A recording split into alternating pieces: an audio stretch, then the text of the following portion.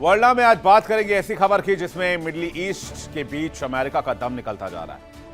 America को ऐसे जख्म मिले हैं जिसकी कल्पना शायद अमेरिका ने कभी नहीं की। ईरान, अमेरिका, इसराइल के बीच जंग को 14 दिन हो चुके हैं। सुपर पावर का दम निकलने लग गया है। अमेरिका को इस बीच बहुत बड़ा झटका लगा है। ईरान के खिलाफ ऑपरेशन में अमेरिका का एक बहुत कॉस्टली विमान ढेर कर दिया गया है। यह है रिफ्यूलर विमान KC-135। अगर इसकी तस्वीरें हैं तो जल्दी से स्क्रीन पर लेकर आइए। KC-135 एयर रिफ्यूलर जो हवा में ही जेट के फ्यूल को फुल कर देता है। यह चलता फिरता हवाई पेट्रोल पंप है फाइटर जेट्स के लिए। इसकी तस्वीर इस वक्त आप देख रहे हैं। ये रिफ्यूलर किस तरह से काम करता है, किस तरह से ऑपरेट करता है, वो तस्वीर हम आपको दिखा रहे हैं। लेकिन यह अमेरिका का यही रिफ्यूलर KC-135 जाकर क्रैश हो गया इराक में और अमेरिकी विमान पश्चिमी इराक के फ्रेंडली एयर स्पेस में क्रैश हो गया। हालांकि अमेरिका इज्जत बचाने की कोशिश कर रहा है।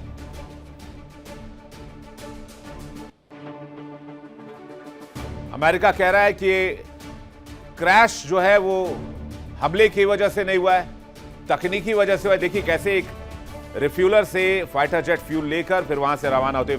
अब दूसरी तस्वीर लगाइए पीसीआर प्लीज। हमले की वजह से विमान क्रैश नहीं हुआ, अमेरिका कह रहा है। वहीं इराकी मिलिशिया ने दावा किया है कि हमने मार गिराया है इस रिफ्यूलर को, जिसकी तस्वीर इस वक्त आप देख रहे हैं। बहुत कॉस्टली रिफ्यूलर है। फाइटर जेट्स में बहुत आसानी से फ्यूल फिल करता है। उड़ता हुआ एक पेट्रोल पंप है फाइटर जेट्स के लिए और इसके बगैर यहां मिडिल ईस्ट में अमेरिका के फाइटर जेट्स के लिए फ्लाई करना, लड़ना लगभग असंभव है क्योंकि दूरी बहुत है। अमेरिका ने इससे सैन्य हमले से इनकार किया है ऑपरेशन के बीच अमेरिकी एयरफोर्स को, लेकिन इससे बड़ा नुकसान नहीं हो सकता। पेंटागन की जुबान पर एक ही रटा शब्द है, हादसा। क्या यह महज तकनीकी खराबी है, किसी अदृश्य हमले की पहली आहट है, या फिर ईरान की बड़ी कामयाबी है? और क्या डोनाल्ड ट्रंप का ऑपरेशन एपिक फ्री फेल हो चुका है? KC-135 क्रैश साइट आपको दिखाते हैं, जरा नक्शे के जरिए देखने की कोशिश कीजिए। यह है इराक का वो इलाका जहां पर KC-135 क्रैश हुआ है और एक बहुत कॉस्टली एयर रिफ्यूलर है जिसका इस्तेमाल अमेरिका करता है अपने फाइटर जेट्स जैसे कि F-22, F-16, F-35 उनको रिफ्यूल करने के लिए। हवा में ही ये फाइटर जेट्स में रिफ्यूलिंग कर देते हैं। इसके अलावा फाइटर जेट्स में ही नहीं, हरक्यूलिस C-130 विमानों में भी ये रिफ्यूलिंग करते हैं और बहुत सारे जो सैन्य विमान, कार्गो विमान है, उनमें भी KC-135 का इस्तेमाल होता है रिफ्यूलिंग के लिए। लेकिन बगदाद में अल असद एयरबेस के पास KC-135 का एक क्रैश साइट है जो इस वक्त आप देख रहे हैं। 13 मार्च 2026 पश्चिमी इराक का इलाका है। इसके अलावा कई सारे हादसे हैं, उन पर भी आप नजर डाल लीजिए इस मैप में। F-15 1 से 2 मार्च के दरमियान 2026 कुवैत का एयर स्पेस था जहां पर मार गिराया गया। इसके अलावा F-16 रेकेज 10 मार्च 2026, MQ-9 रीपर रिकॉन 6 मार्च 2026 को मार गिराया गया। ये वो कॉस्टली इक्विपमेंट्स है जो अमेरिका युद्ध में इस्तेमाल करता है और इसलिए अमेरिका की हवा टाइट है। अब डोनाल्ड ट्रंप क्या जवाब देंगे? जिस तरह से ये बेसिस नष्ट हो रहे हैं, ये आर्म एम्यूनिशंस नष्ट हो रहे हैं, इतने महंगे महंगे इक्विपमेंट्स नष्ट हो रहे हैं। Baghdad, Al Asad airbase, Ramadi, Syria, Jordan, Iran, Iraq, हर तरफ एक ही नजारा है। जिस KC-135 स्ट्रेटो टैंकर को अमेरिकी एयरफोर्स की रीढ़ कहा जाता है, जो लड़ाकू विमान की सांसें यानी कि ईंधन भरने का काम करता है, वो खुद जिंदगी की जंग हार गया। पश्चिमी इराक के आसमान में मिशन पर निकले रिफ्यूलर विमान क्रैश हो गए और ये वही विमान है जो ईरान पर बमबारी करने जा रहे फाइटर जेट्स पे रिफ्यूल कर रहा था। पेंटागन कह रहा है ये हादसा है, पेंटागन को इज्जत बचानी है अपनी। अमेरिका ये थोड़ी कहेगा कि किसी ने मार गिराया। ईरान पलटवार कर रहा है। ईरान ने कहा कि ये कोई हादसा नहीं है, चलता फिरता सैन्य विमान अचानक से क्रैश नहीं हो जाता है, इसको हमने मार गिराया है। तो समझ लीजिए कि मिडिल ईस्ट की जंग अब पॉइंट ऑफ नो रिटर्न पर आ चुकी है। अमेरिका के एपिक फ्यूरी को ईरान ने एपिक फेलियर में बदलने की कसम खा ली और यहां तक कि बदल भी दिया है। हालांकि दुखद खबर यह है कि इस विमान में 9 से 12 क्रू मेंबर सवार थे जो कि वायुसेना के जवान थे।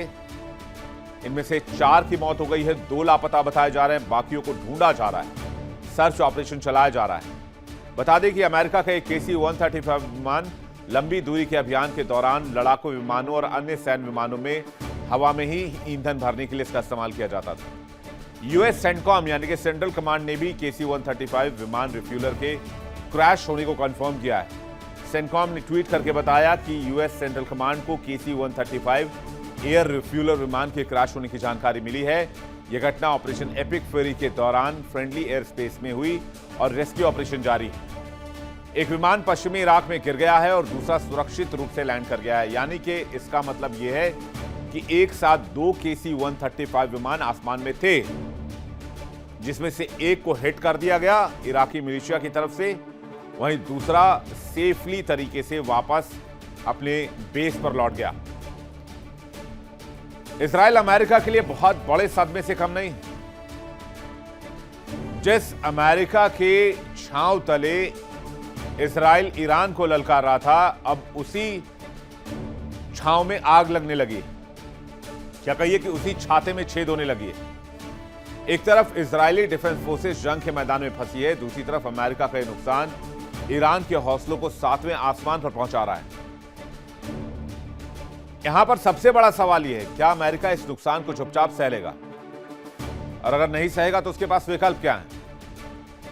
या फिर इस विमान के मलबे से निकलेगी तीसरे विश्व युद्ध की चिंगारी? क्योंकि याद कीजिए कि फर्स्ट वर्ल्ड वॉर और सेकेंड वर्ल्ड वॉर भी कोई अचानक छिड़ी लड़ाई नहीं थी। उसमें भी ऐसे ही छोटे छोटे एस्केलेशन पॉइंट्स आए थे। सेकेंड वर्ल्ड वॉर तो एक बुलेट के बाद शुरू हुई थी। आज की तारीख नोट कर लीजिए, क्योंकि मुझे ऐसा लगता है कि मिडिल ईस्ट में बहुत कुछ बदलने वाला है। ईरान के तेवर देखकर अमेरिका चौंक रहा है। ऑपरेशन एपिक फ्यूरी को लेकर वो बैकफुट पर है और यहां सिर्फ एक विमान नहीं गिरा है, ये सुपर पावर का रसूख गिर पड़ा है। उसकी धाक, उसकी साख, उसकी इज्जत क्रैश हो गई है, धराशायी हो गई है बीच रेगिस्तान में। पश्चिमी इराक के आसमान में हुआ ये क्रैश सिर्फ एक क्रैश नहीं है, उस सुपर पावर की ताकत पर सवाल है जो खुद को दुनिया का सबसे बड़ा सैन्य ताकत मानता है। सिर्फ 14 दिन के भीतर अमेरिका के 4 विमान तबाह हो चुके हैं। इसके अलावा कई इंपॉर्टेंट इक्विपमेंट्स भी नष्ट किए जा चुके हैं, चाहे वो रेडार हो, चाहे वो एयर डिफेंस हो, चाहे वो फाइटर जेट हो, चाहे वो एयर रिफ्यूलर हो। और क्या क्या खोएगा अमेरिका। यहां तक तो अब्राहम लिंकन को लेकर भी खबर है कि अब्राहम लिंकन को नुकसान हुआ है, जिसकी वजह से उसे खाड़ी से, मिडिल ईस्ट से निकाला जा रहा है। हालांकि इस खबर के कंफर्मेशन में अभी वक्त है। सवाल यह है कि क्या ईरान की जवाबी रणनीति अमेरिका को भारी पड़ चुकी है? तेहरान का दावा है कि वो खून का बदला खून से ही लेगा और मिडिल ईस्ट में मौजूद हर अमेरिकी ठिकाना उसकी जद में है। अमेरिका का यह विमान उस इलाके में था जहां तनाव पहले से चरम पर है। पेंटागन की खामोशी ये बता रही है कि उन्हें भी इस हमले का डर था और अगर यह हमला है तो अगली बारी किसी फाइटर जेट की भी हो सकती है। पेंटागन इसे अब हादसा कहकर अपनी, अमेरिका की और अपने राष्ट्रपति की इज्जत बचाने की कोशिश कर रहा है, लेकिन दुनिया जानती है कि ऐसे विमान वहां ज्यादा क्रैश होते हैं जहां पर तनाव ज्यादा हो। और इस पूरे खेल में शिकारी कौन है, जिसे पेंटागन का रडार भी नहीं पकड़ पाया? यानी मिडिल ईस्ट में बारूद की बिसात भिज चुकी है। इस बार खेल बदल चुका है। जिसे अमेरिका अपना अजय कवच कहता था, ईरान ने उसे खिलौने की तरह उखाड़ कर फेंक दिया। पिछले 14 दिन से चल रही इस लड़ाई में ईरान न सिर्फ हमले किए बल्कि अमेरिका की सैन्य हनक को सीधी चुनौती दी। कतर से लेकर बहरीन, कुवैत से लेकर संयुक्त अरब अमीरात और जॉर्डन तक तेहरान की बैलिस्टिक मिसाइल और ड्रोन्स अमेरिकी ठिकानों पर ऐसे बरस रहे हैं कि पेंटागन की सांसें फूली हुई हैं। एक और बड़ा झटका लगा है अमेरिका को जॉर्डन के मुआफक साल्टी एयरबेस पर। अमेरिका को जिस एयर डिफेंस पर नाज था उसका नाम है थाड, terminal high altitude area defense system, जो बैलिस्टिक मिसाइलों को भी आसमान में ही राख कर दे पलक झपकते ही।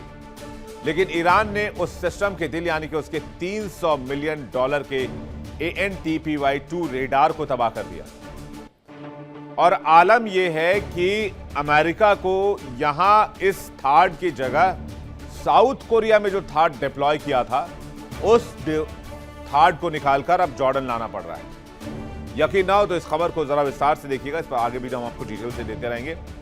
जानकारी, लेकिन ये बिल्कुल बात पक्की 100% सच्ची खबर है कि यहां पर थार्ड डिफेंस सिस्टम जॉर्डन में नष्ट होने के बाद अमेरिका ने जो साउथ कोरिया में डिफेंस सिस्टम थार्ड लगा रखा था उसको निकालकर यहां लाने का फैसला किया है। लेकिन फायदा क्या है, जरा सोचिए। जिस रडार के भरोसे अमेरिका पूरी खाड़ी क्षेत्र की सुरक्षा का दावा करता था, दम भरता था, उसे ईरान ने कुछ ही मिनटों में मलबे में तब्दील कर दिया। सिर्फ जॉर्डन ही नहीं, कतर के अल उदीद एयरबेस पर भी अमेरिकी रडार सिस्टम को भारी नुकसान पहुंचा है। अब अमेरिका के पास क्या बचा है? पैट्रियट मिसाइलें, लेकिन उनके पास इंटरसेप्टर मिसाइलों का स्टॉक भी खत्म होने की कगार पर है। ईरान ने साबित कर दिया गया है कि अगर उसे घेरा गया तो वो अमेरिका के सबसे महंगे डिफेंस को खिलौनों की तरह धूल चटा देगा, और उसने साबित भी किया। ट्रंप प्रशासन भले ही कहता रहे कि सब कुछ ठीक है, लेकिन सैटेलाइट तस्वीरें कुछ और ही कहानी बयां कर रही हैं। अमेरिका के पास अब दुनिया भर में सिर्फ 8 थार्ड बैटरी बची है, और इनमें से एक को ईरान के रडार ने नेस्तनाबूद कर दिया है। तो ईरान ने अमेरिका के डिफेंस सिस्टम को कैसे तबाह किया और क्या क्या नुकसान हुआ अमेरिका को, आइए देखते हैं। अमेरिका की थार्ड डिफेंस सिस्टम को डिस्ट्रॉय कर दिया। अमेरिका की MQ-9 रीपर ड्रोन को भी मार गिराया। अमेरिकी सेना का KC-135 विमान भी हमले में क्रैश हो गया। जॉर्डन में AN/TPY-2 रडार सिस्टम तबाह हो गया। अमेरिका का AN/FPS-132 फेज कतर में तबाह हो गया। UAE, बहरीन, कुवैत और सऊदी अरब में भी रडार सिस्टम को काफी नुकसान हुआ है। ईरान ने इजरायली ड्रोन डिपो को भी उड़ा दिया है। शिनबेट हेडक्वार्टर को भी तबाह कर दिया है, जो कि इजरायल की इंटरनल खुफिया एजेंसी है। अब देखना यह है कि व्हाइट हाउस इस मलबे से अपनी साख कैसे बचाएगा, क्योंकि यहां से अमेरिका के पास कोई विकल्प नहीं है। और उसके बाद दुनिया अमेरिका और अमेरिकी हथियारों और बाकी चीजों की सच्चाई भी खुले आंख से देख रही है, जहां से आगे के लिए अमेरिका का रास्ता आसान नहीं होने वाला है। देखिए इंडिया डेली 24/7 अब आपके स्मार्ट टीवी पर। इंडिया डेली मौजूद है सभी डिजिटल प्लेटफॉर्म पर लाइव और लगातार। इंडिया डेली 24/7 हर दिन राष्ट्र को समर्पित।